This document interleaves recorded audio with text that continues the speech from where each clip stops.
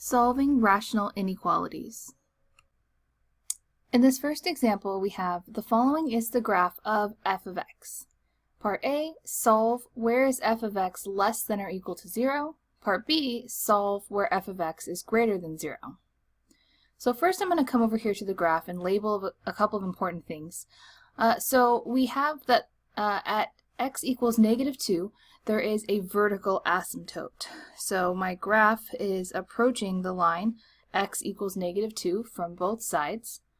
And we also have another vertical asymptote over here at x equals 3. So I'm just going to go ahead and make those dotted vertical lines or dashed vertical lines. And there's also a horizontal asymptote along the x-axis. I'm not going to go ahead and label that. What I am going to label is the x-intercepts. So I do cross my horizontal asymptote, which is fine. I cross the x-axis. I have an x-intercept at 0, and then I have another x-intercept at +4. So when I'm being asked to solve where is f of x less than or equal to 0, from a graph, what I'm really looking for is where is f of x below or on the x-axis.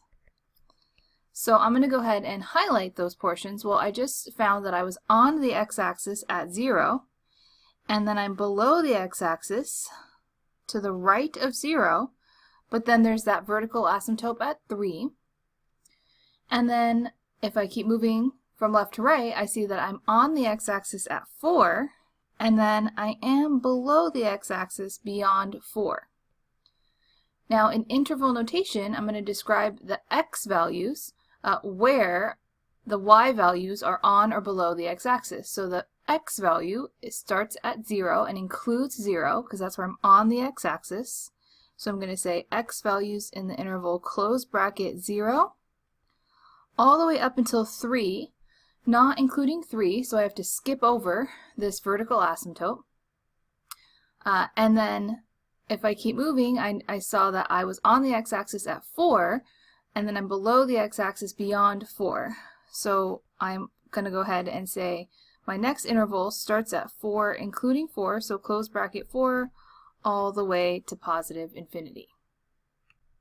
Now for part B, I'm interested in where is f of x greater than 0, or where is f of x now just above the x-axis? So strictly above, not on the x-axis. So this time I'm going to go ahead and highlight only the places where I'm above the x-axis. So that's going to be this part to the left of the vertical asymptote -2, and then we have another part to the right of -2, and then all the way up to 0, but I don't want to include 0, I'm above the x-axis. And then on the right side of my vertical asymptote at 3, I am above the x-axis all the way until 4, but not including 4. So if we go ahead and describe those intervals on which f of x is above the x-axis, that's going to be from left to right. I go -infinity to -2, open, so I have to jump over the vertical asymptote. And then we have -2 to 0, open. I don't want to include 0. I want to know where I'm above the x-axis. And then the next part starts at 3, so union, open parentheses 3, all the way till 4.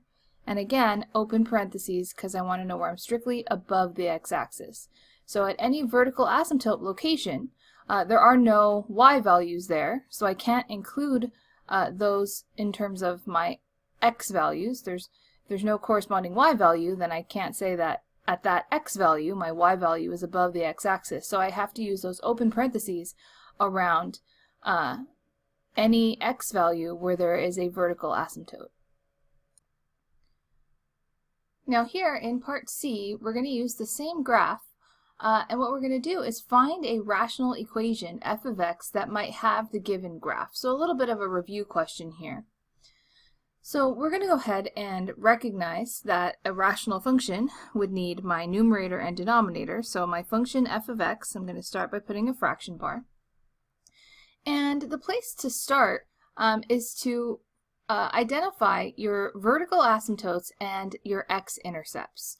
So we said our vertical asymptote was at x equals -2 and at x equals +3. Those are my vertical asymptotes. Now, if I have a vertical asymptote at x equals -2, those are places where the denominator is equal to 0. So that means that from knowing this vertical asymptote, I know there would be a factor in the denominator of x plus 2, because I would have to set x plus 2 equal to 0 to get x equals -2. And then the question is, well, is this factor only going to be repeated once and have a multiplicity of 1 or have a multiplicity of 2? And that depends on the behavior near the asymptote. So since near x equals -2, both the left side and the right side of the graph are heading up towards the same infinity, that means that I have a multiplicity of 2. So we have x plus 2 squared, and then from the second vertical asymptote, x equals 3, I know there must be a factor on the bottom, so factor meaning multiplied, so there's another factor, and that factor has to be x minus 3, because the only way to get x equals +3 is to set x minus 3 equal to 0, add the 3 to the other side. And looking at that vertical asymptote, the behavior near the asymptote, so on the left side of x equals 3, I have that my function is going down towards -infinity, but on the right side of x equals 3, my function is going up towards +infinity. So I have this opposite behavior here near this asymptote. So that means that the factor that it came from must have a multiplicity of 1, or really an odd multiplicity, and then if they point the same direction, an even multiplicity, but we're going to go with the least possible odd and even numbers here. So far we've satisfied the vertical asymptotes.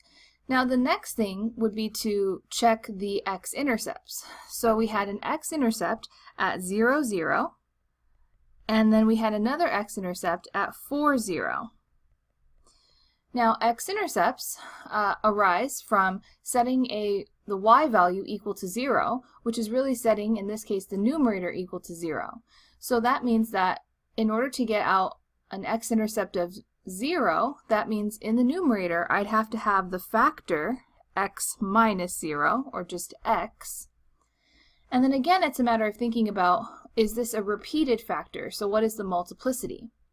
Well, we know from graphing polynomials, higher degree polynomials, that if I cut through the x-axis like I'm doing here at x equals 0, then the multiplicity has to be 1. And then my second x-intercept at 4, 0, well, in order to get out 4, I'd have to have a factor of x minus 4. And here I'm also cutting through the x-axis, so that would have a multiplicity of 1 as well. So after you've identified your x-intercepts and your vertical asymptotes, we want to verify that the y-intercept and the horizontal asymptote are satisfied. So this function right here, I'm going to simplify it a little bit, make it look a little nicer, x times x minus 4, and then on the bottom I have that x plus 2 squared times the quantity x minus 3. So we want to just check, does this satisfy what I can clearly see is the y-intercept? So the y-intercept is 0, 0. Well, if I plug in 0, then I'm going to get 0 on the top, and I'm not going to get 0 on the bottom. I'm going to get 2 squared times -3. So I am going to get out the y-intercept. So the y-intercept is verified. So the y-intercept of 0, 0 is verified. And then I can also see from my graph that the horizontal asymptote is y equals 0, or the x-axis. So I also want to verify that is satisfied. So y equals 0. Well, to have a horizontal asymptote of y equals 0, the degree of the numerator would have to be less than the degree of the denominator. So here, if I were to multiply this out, I'd get x squared and then minus 4x. And then in the denominator, I'm not actually going to multiply it all out, but I can see I would get x squared times an extra x here, I'd get x cubed with some terms. So basically I would get a degree on the top that's smaller than the degree on the bottom. So my horizontal asymptote is verified. The last thing I'm going to do to be really thorough that this is the right answer is I'm going to plug in a test point. So I'm going to plug in a value like x equals 1 to this function that I've created and make sure that I get out a negative answer. I can see I'm going to get out some negative value. So if I plug in 1, so f of 1, I'm going to get 1 times 1 minus 4, that's negative 3. And then 1 plus 2 is 3, 3 squared is 9. And 1 minus 3, that's going to give me a negative 2. So what I have is a negative 3 over negative 18, or a 1/6. So looking here, I can see that I should have got out a negative value if my function truly represented this graph.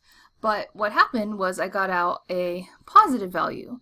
So what that means is that I have to go ahead and multiply by a negative with my function up here. So I'm going to have negative x and then times the quantity x minus 4 over the quantity x plus 2 squared times the quantity x minus 3.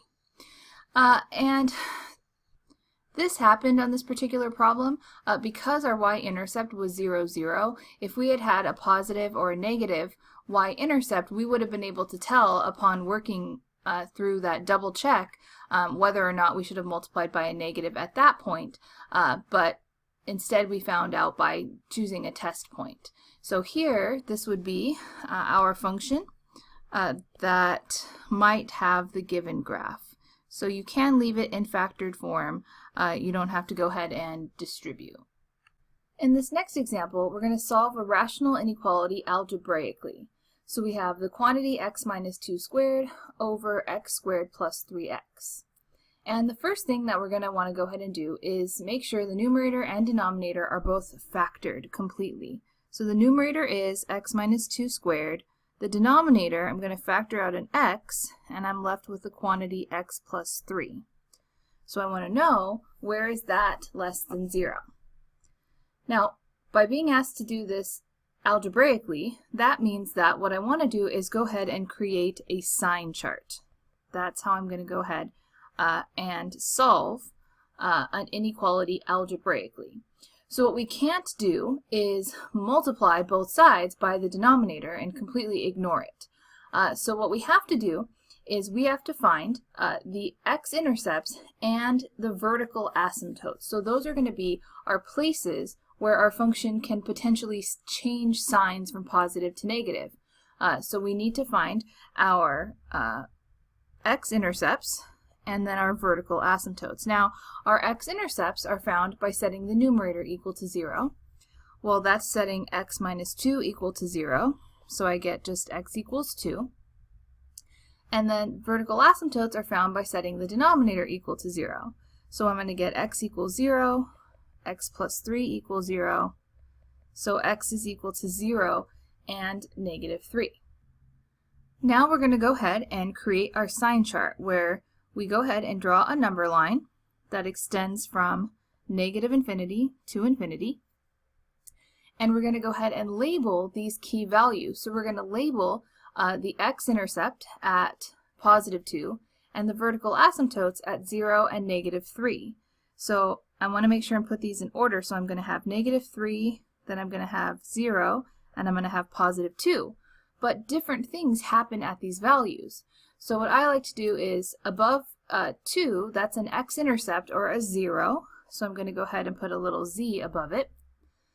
And then at negative 3 and 0, I had vertical asymptotes. So you can put a little VA for vertical asymptote, but what I like to do is kind of draw a little vertical asymptote along those lines to kind of remind myself that's what's happening there on the graph.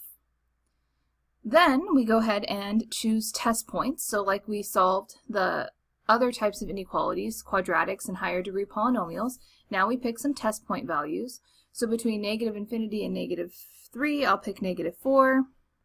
Between negative 3 and 0, I'll pick negative 1. Between 0 and 2, I'll pick 1. And between 2 and infinity, I'll pick 3. And then we plug these test points into the most factored version of our function. So we're going to go ahead and substitute these into my x minus 2 squared over x times the quantity x plus 3. Now we look for shortcuts when we can, and here the numerator, it doesn't matter what x value I plug in, I'm going to square it. So the numerator will always be positive. So I'm going to have the numerator of all of these will be a positive number. So we're really just checking the denominator. So if I plug in negative 4 into x, I'm going to have a negative. Negative 4 plus 3, I'm going to have another negative. So the bottom, a negative times a negative is a positive. Overall, this interval is a positive interval, positive over a positive. If I plug in negative 1, I'll have a negative, and then negative 1 plus 3, that's a positive. So I end up with a positive over a negative. Overall, that is negative. And if I plug in 1, I'm going to get a positive and a positive. 1 times 4, so I'm going to get a positive and a positive. That is a positive overall. And if I plug in 3, I still have positive. So positive 3 and positive 6. So overall positive. Now, we have to think about, well, what did we want? We wanted to know where this function is less than 0. So that means I want negative intervals only. So I'm going to go ahead and cross off all of these positive intervals. I don't want these, right? And I don't want where I equal 0. I want strictly when I'm less than 0. So that's going to fall within this interval from negative 3 to 0. And these dashed lines are here to remind us, well, those would have been vertical asymptote locations. I can't include those values. So it's just going to be open parentheses around negative 3 and 0. In this example, we want to solve 3x squared minus 3x all over x squared plus 6x plus 9. When is that greater than or equal to 0? Algebraically. And then we're going to confirm our answer graphically. So again, the first step is that we do want to factor the numerator and denominator. So on the top, we're going to factor out a 3x. We have 3x times the quantity x minus 1. On the bottom, x squared plus 6x plus 9, that factors to x plus 3 times x plus 3. And we're going to go ahead and write that as x plus 3 squared. So we have 3x times x minus 1 on the top. On the bottom, we have x plus 3 quantity squared. So I want to know, when is that greater than or equal to 0? So again here, we cannot multiply both sides by the denominator. I have to figure out where are the x-intercepts, or the zeros, the real zeros, and where are the vertical asymptotes. So to find the x-intercepts, I'm going to set the top equal to 0, 3x equals 0, so I get x equals 0. X minus 1 equal to 0, so I get x equals 1. To find my vertical asymptote, the bottom gets set equal to 0, so that's setting x plus 3 equals 0, or x equals negative 3. Then I go ahead and construct my number line. So from negative infinity to infinity, and I'm going to go ahead and mark these key values. So negative 3, which was a vertical asymptote, 0, which is a 0 or x-intercept, and then 1, which is also a 0 or x-intercept. Let's pick some test points. So we'll pick negative 4, negative 1, we'll have to pick a half, and then 2. And we're substituting this into the most factored version of our function. So we're substituting it into 3x times the quantity x minus 1 over x plus 3 squared. So it doesn't matter what we plug into the denominator, that's always going to be positive because we're squaring it. So the bottom is always positive. So we're really just plugging these test points into the numerator. So into this first x, I'll have a negative. Negative 4 minus 1 is another negative. So negative times a negative, that's going to give me a positive interval. And then negative 1, I'll get another negative times a negative. So overall, a positive interval. If I plug in a half, 3x would be positive, 1 half minus 1 would be negative, so positive times a negative would give me a negative. And if I plug in 2, I'll get a positive times a positive. So my final interval is a positive interval. Now we wanted to know, where is this function greater than or equal to 0? Where am I greater than or equal to 0? So I want to go ahead and cross off the interval where I'm negative, and also make sure to include, though, these places where I'm equal to 0, so we don't want to forget those values. So let's go ahead and write up our interval notation. So we're going to have x values must be between negative infinity and negative 3, not including negative 3 because there's a vertical asymptote there. We have to skip over that. And then we'll go from negative 3 to 0, including 0. And then we're going to go from 1 to infinity, including 1. So here we have our solution to our inequality. And I'm just going to go ahead and grab it and move it over to the side. And we're going to verify our answer and review sketching the graph of a rational function. So I'm going to go ahead and delete the sign chart. So now here we have an xy plane, and we already have some of the key information we need to graph. We have the x-intercepts and the vertical asymptote. So we're going to go ahead and want the y-intercept, which we actually already have, because if the x-intercept is 0, then the y-intercept is 0, 0. So we're missing the horizontal asymptote, and the horizontal asymptote is determined by looking at the degree of the numerator and the degree of the denominator, and noticing in this case that they're the same. So we're going to take the leading coefficient over the leading coefficient. My horizontal asymptote is y equals positive 3. And then because we have a non-zero horizontal asymptote, we want to see if we ever intersect the horizontal asymptote. So we set our function equal to the horizontal asymptote, 3x squared minus 3x over x squared plus 6x plus 9. Does this equal 3? So if I multiply by x squared plus 6x plus 9, we get 3x squared minus 3x equals 3x squared plus 18x plus 27. The 3x's cancel. I end up with negative 21x equals 27. And then dividing both sides by negative 21 and reducing, I get negative 9/7. So it turns out that my horizontal asymptote does intersect my function at x equals 9/7. So then we go ahead and we plot everything. So our vertical asymptote over here at negative 3, our x-intercept of 0, and our x-intercept of 1. And let's see, our horizontal asymptote of y equals 3. And we know that we're going to intersect the horizontal asymptote at negative 9/7. So let's say this is about negative 9/7. We know we're going to intersect that horizontal asymptote there at negative 9/7 and then up at 3. All right, and then now we have to just start kind of piecing together our graph. So we do know that the x-intercepts, 0 and 1, came from factors of multiplicity 1.